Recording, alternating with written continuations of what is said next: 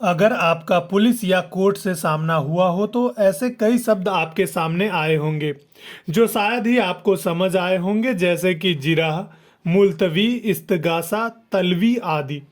वहीं 1860 में बनी आईपीसी यानी इंडियन पेनल कोड, भारतीय दंड संहिता में ये शब्द शामिल किए गए थे। आईपीसी बदल गई, उसकी जगह भारतीय न्याय संहिता 2023 अर्थात बीएनएस ने ले ली। वहीं पीढ़ियां बदल गई, लोगों के बोलचाल के तौर तरीके बदल गए, लेकिन नहीं बदली तो कोर्ट या पुलिस की भाषा। कोर्ट और पुलिस अभी भी अपराध को उर्दू में गुनाह किताब लिखती है।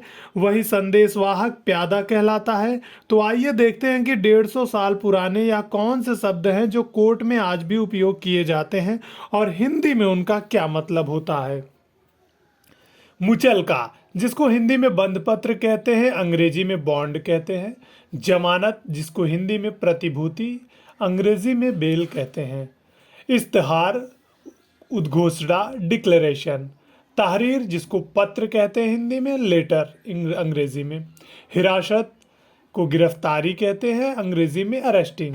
फरियादी, इसको उप अभियोक्ता कहते हैं और अंग्रेजी में कंप्लेनेंट कहते हैं। मुलजिम को आरोपी कहते हैं और अंग्रेजी में एक्यूज्ड कहते हैं। मुलाजिम कर्मचारी, जिसे अंग्रेजी में एम्प्लॉय कहते हैं। इस्तगासा, जिसको उर्दू में कहा जाता है, इस्तगासा उर्दू भाषा है। और परिवाद, परिवाद हिंदी में परिवाद कहते हैं और कंप्लेंट, जिसको अंग्रेजी में कंप्लेंट कहते हैं। मुलतवी, हिंदी में स्थगित कहते हैं या एडजर्न्ड। जिरह, हिंदी में प्रतिपरीक्षण या क्रॉस एग्जामिनेशन इंग्लिश में। इजरा, जिसे हिंदी में क्रियान्वयन कहते हैं और अंग्रेजी में एक्सक्यूशनल। तलवी, जिसको हिंदी में सूचना प्रेषित, प्रोसेस फॉर नोटिस। किता, हिंदी में संख्या और अंग्रेजी में नंबर। साहिल, पक्षकार, हिंदी में और अंग्रेजी में क्लाइंट। प्यादा, जिसे कहते हैं हिंदी में सूचना कर्मचारी और अंग्रेजी में प्रोसेस सर्वर। हाजिर, हिंदी में उपस्थित और अंग्रेजी में प्रेजेंट। मुंसिफ या दीवानी, जिसे हिंदी में व्यवहार और अंग्रेजी में सिविल कहते हैं। फौजदारी, जिसको हिंदी में आपराधिक कहते हैं और अंग्रेजी में क्रिमिनल। जाहिर, जिसको हिंदी में खुली सूचना कहते हैं, ओपन इंफॉर्मेशन।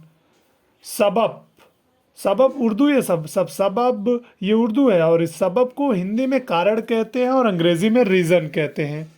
दरख्वास्त, जिसको हिंदी में आवेदन कहते हैं और अंग्रेजी में एप्लीकेशन।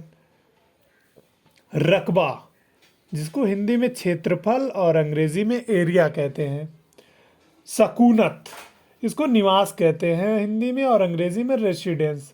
हलफनामा, हलफनामा ये सब उर्दू शब्द हैं और ये अंग्रेजी में हिंदी में कहते हैं शपथ पत्र और अंग्रेजी में कहते हैं एफिडेविट। बैनामा, ये बैनामा भी उर्दू शब्द है और इसको हिंदी में विक्रय पत्र कहा जाता है और इंग्लिश में सेल डीड।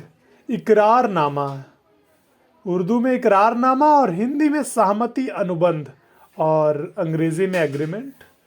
बनाम, बनाम भी उर्दू शब्द है और इसे हिंदी में विरुद्ध कहते हैं और अंग्रेजी में वर्सेस। बनाम विरुद्ध वर्सेस। वल्दियत, वल्दियत उर्दू शब्द है और इसे हिंदी में कहते हैं पिता का नाम और अंग्रेजी में फादर्स नेम। तरमीम, ये भी उर्दू शब्द है। तरमीम, तरमीम को कहते हैं हिंदी में बदल देना या सुधार देना और अंग्रेजी में अमेंडमेंट। जोजे, जोजे उर्दू शब्द है और उसको हिंदी में पत्नी कहते हैं। पत्नी को उर्दू में कहते हैं जोजे और अंग्रेजी में तो वाइफ कहते हैं। काबिज, काबिज कहते हैं और काबिज उर्दू शब्द है और इसको हिंदी में कब्जा कहते हैं और अंग्रेजी में पजेशन। दीगर, हिंदी में से दीगर को कहते हैं अन्य और अंग्रेजी में अदर्स। वारिसान, ये उर्दू शब्द है ये सभी। वारिसान, इसको अंग्रेजी में कहते हैं वो वारिसान, इसको हिंदी में कहते हैं उत्तराधिकारी और अंग्रेजी में कहते हैं सक्सेसर या लीगल हेयर। तो ये रहे उर्दू के कुछ शब्द जो कि 150 साल से आज तक कोर्ट में उपयोग किए जा रहे हैं और लोगों को आज भी इनका मतलब नहीं पता है।